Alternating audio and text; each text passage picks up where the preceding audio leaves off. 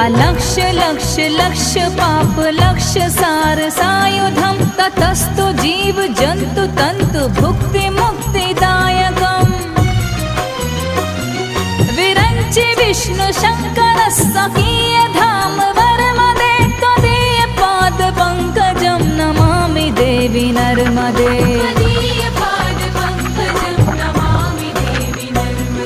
Namami Devi